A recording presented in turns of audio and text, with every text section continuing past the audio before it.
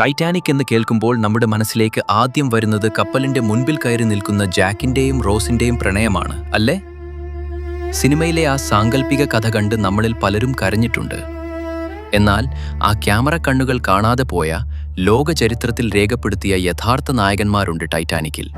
കപ്പൽ മുങ്ങാൻ തുടങ്ങുമ്പോൾ സ്വന്തം ജീവൻ രക്ഷിക്കാൻ ഓടുന്നതിനു പകരം മരണം ഉറപ്പായ ആ കൊടും തണുപ്പിലും മറ്റുള്ളവർക്ക് സമാധാനം നൽകാൻ സ്വന്തം ജീവൻ മാറ്റിവെച്ച 8 യഥാർത്ഥ മനുഷ്യർ.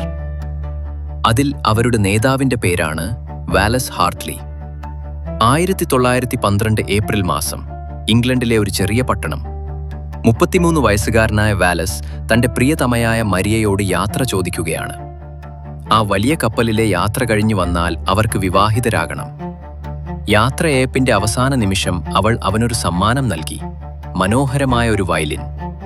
അതിലവൾ സ്നേഹത്തോടെ ഇങ്ങനെ കൊത്തിവെച്ചിട്ടുണ്ടായിരുന്നു: നമ്മുടെ വിവാഹ നിശ്ചയത്തിന്റെ ഓർമ്മയ്ക്കായി വാലസിന്, മരിയ. ആ വയലിനും നെഞ്ചോട് ചേർത്ത് അവൻ ലോകത്തിലെ ഏറ്റവും വലിയ ആഡംബര കപ്പലായ ടൈറ്റാനിക്കിൽ കയറി. ആ കപ്പലിലെ ഏറ്റവും പ്രധാനപ്പെട്ട സംഗീത ബാൻഡായിരുന്നു വാലസിൻ്റേത്. പ്രഭുക്കന്മാർക്ക് മുന്നിൽ രാജകീയമായി അവർ സംഗീതം വായിച്ചു. താൻ ലോകത്തിലെ ഏറ്റവും സുരവും സുരക്ഷിതമായ കപ്പലിലാണെന്ന വിശ്വാസത്തിൽ വാലസ് തന്റെ മരിയയെ ഓർത്ത് ആ വയലിൻ മീട്ടി. എന്നാൽ ഏപ്രിൽ 14 അർദ്ധരാത്രി അറ്റ്ലാന്റിക് സമുദ്രത്തിന്റെ കൊടും തണുപ്പിൽ വെച്ച് ആ വലിയ ദുരന്തം സംഭവിച്ചു. ലോകം കണ്ട ഏറ്റവും വലിയ കപ്പൽ ഒരു ഐസ്ബർഗിൽ ഇടിച്ചു കഴിഞ്ഞിരുന്നു. കപ്പലിന്റെ അടിത്തട്ടിലേക്ക് ഐസ് വാട്ടർ ഇരച്ചു കയറാൻ തുടങ്ങി. ആളുകൾ പരിഭ്രാന്തരായി പരക്കം പായുന്ന ആ നിമിഷം കപ്പലിന്റെ ക്യാപ്റ്റൻ എഡ്വേർഡ് സ്മിത്ത് വാലസിനെയും സംഘത്തെയും വിളിപ്പിച്ചു. ഒരു വലിയ തീരുമാനമായിരുന്നു അത്.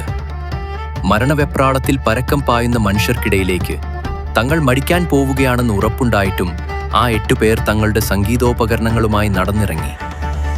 ആ കൊടും തണുപ്പിൽ, ആ കൂരിരുട്ടിൽ അവർ എന്ത് ചെയ്യാനാണ് പോകുന്നത്? കാത്തിരിക്കൂ, അടുത്ത എപ്പിസോഡിനായി സ്റ്റേ ട്യൂൺഡ്. കൂടുതൽ ഇത്തരത്തിലുള്ള കഥകൾക്കായി പണ്ടു പറഞ്ഞു കേട്ട കഥ ഫോളോ ചെയ്യൂ.